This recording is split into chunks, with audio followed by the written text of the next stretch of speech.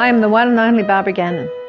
I'm married to Mark Gannon. I have one son called Lachlan Gannon, and I have a gorgeous little granddaughter called Sophie, and a new grandson due in 12 weeks' time.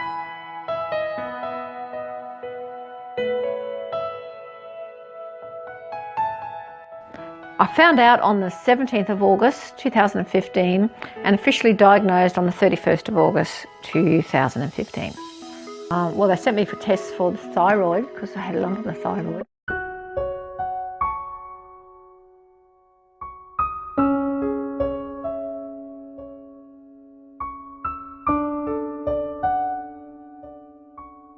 Couldn't work anything out, so they did a biopsy on me and they diagnosed me with a mesothelioma, aka asbestos cancer, in the pleural cavity in the lung, nowhere else, just there. At the same time, they also picked up that I had a stage 2 HER2 positive breast cancer on the right side. The surgeon, specialist lung surgeon, didn't have any concerns with regards to the breast because in their eyes I was going to be dead within 3 to 6 months' time. Basically their opinion was, there's nothing we can do for you. You will need palliative care in the next couple of months and we'll give you chemo to help you with pain. My attitude was, get stuffed. I basically said to him that it ain't happening. I've just got a brand new granddaughter. I'm going to see her turn 21, graduate university, get married, have children, and that the number of my days basically are ordered by God, end of story. And I think I turned around and said to him, no, I'm starting IV vitamin C tomorrow. And he in turn turned around and said, that's just quackery. And I just turned around and said to him, no, what you do is quackery and I'm out of here. See ya.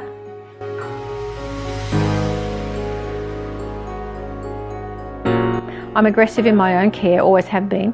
And I had been prompted for so long about reading about cancer and the natural approach to healing, not knowing why, but the interest was there. I realised at that point that the big fella up there had been leading me the whole way.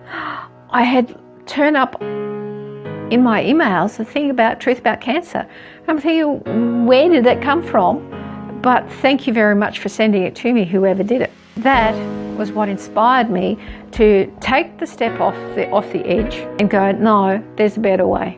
To be honest, I felt God leading me all the way, and He's led me with the right people all the time.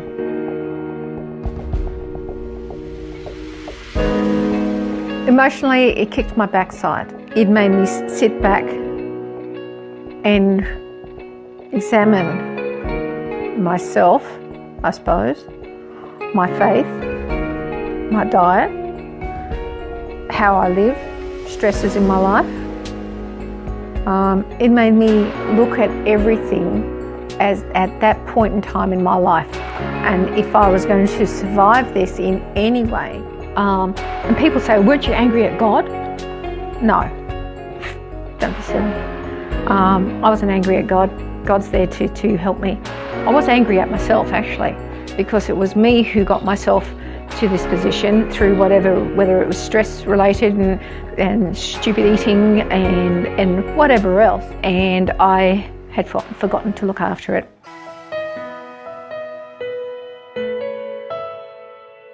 When I got diagnosed, I took maybe 2 weeks where I was a little bit to be honest with you, at the very beginning, I had to drug myself to sleep at night just so I could get there, because the nightmares went through me of, all of this crap that could descend on me. Didn't mean I was going to accept it, but at that point, I was working through shock, and then I came to my senses.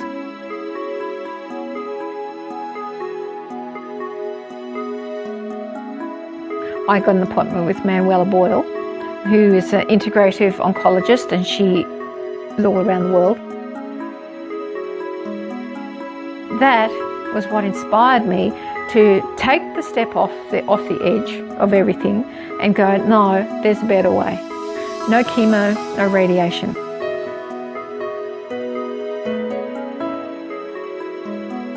I came home and I went through my pantry and I threw out just about everything in it. If it came in a packet, came in a jar, or was processed in any way, shape or form, I threw it out the window. I threw it out. To me, it was tainted, it was poison, end of story, never coming back into my home again. That included sugar as number one, because the one thing I'd read is that sugar feeds cancer.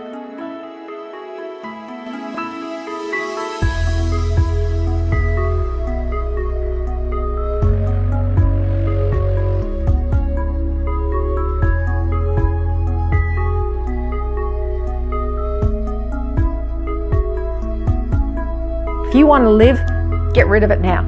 If God made it, I can have it. God didn't make it, man made it, I'm not touching it.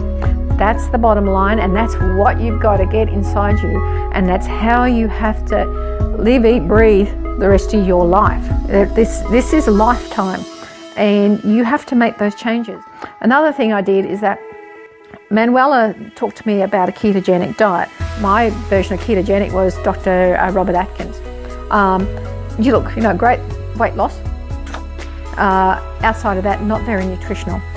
But then I learnt, after Manuela said she wanted me on a ketogenic style diet, the next thing I did is that I actually was given a link to download a nutritional ketogenic diet. So I started to strip the sugar out of my blood. What's behind ketogenic?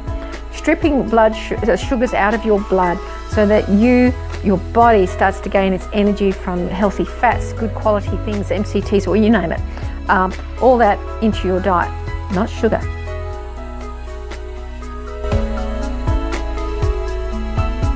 One year ago, 31st of August 2016, went for a PET scan. I had a PET scan done. It intrigued me because they kept looking at me. and I was just a bit insensitive. Why do they keep staring at me? What's wrong with them? Well, my God, what are they seeing? I took the results to Manuela and I saw her in the September. And I saw her in the September because I sent her a message saying, I got these results, I don't know what's what, I can't fly solo, which was code for it. Yeah, I need my hand held because I'm not coping. I was just emotive, and that's it. And you will go through those things. And anyway, Manuela turned around and said to me, these are exceptional results. These results are saying you're doing extremely well, and they can't find any uptake of the glucose that they shot you full of. No uptake of glucose in my system. It means the cancer is not eating sugar. Glucose is sugar. The cancer is not eating any sugar that they just pumped my system full of. Why not? It's not woohoo, glowing in the dark, so to say, because when they pump your body full of glucose and then they pump your body full all of a dye to actually highlight where the glucose is gone, and tumours will highlight because the little bastards are going in frenzy because they just got fed. Well, I didn't have any, and they couldn't figure it out. In December, I had another CTC blood test, which is circulating tumour cells. Went to Germany, got the results back. It was my second one. The first one had a score of 50, which Manuela described to me as being low because she said many people's are up in their high hundreds and over, and mine came back as 50. And she said, well, that's pretty good, and that was at 6 months. So a year or over a year later, so in December last year, I had another CTC blood test done, sent to Germany, like I said. Also, I had bloods done here in Australia at the same time, and they mimic the same information that the CTC's data, even though theirs is a lot more in depth. And came back that they could detect no live cancer cells. What they were able to, in the first one and in the second one, is a lot of fragmented dead cells. Yeehaw, I was jumping for joy. Why? Because what happened is they could not detect any cancer in my bloods, And as Manuela said to me, she said, technically you are cancer-free. It blew the socks off the GP. He just couldn't get his head around it in the slightest. And Manuela was beside herself saying, you know, this is amazing. It's huge what your body has done.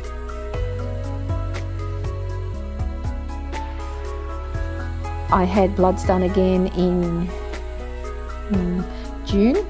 May, June this year, just as a normal follow-up with Manuela, and they were still no detectable cancer cells in my body. And so that you understand the significance of this, with the mesothelioma, asbestos cancer, it doesn't die. This is the doctor's version. It doesn't die. It only ever increases. It's an intractable tumour, which means that it will never shrink. It will never break down. It only ever grows. It suffocates you to death, basically painfully. Well, the tumour had broken down from 3 centimetres to 1.5, and that was what did show up in the PET scan, and was continually breaking down. And I had such a flood of dead cells in my body that I had to do everything I can then to try and flush them out of me, because my system was just full of it. But they were dead. Fragmented cells are dead, and it's huge. It's just huge.